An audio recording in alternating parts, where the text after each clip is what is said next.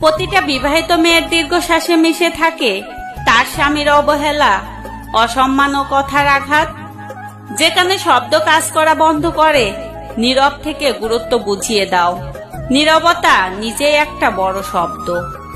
দূরত্ব কমলে দূরত্ব তৈরি হবে, দূরত্ব তৈরি হলে গুরুত্ব হারাবে, গুরুত্ব হারালে সম্পর্ক এমনিতেই ভাঙবে।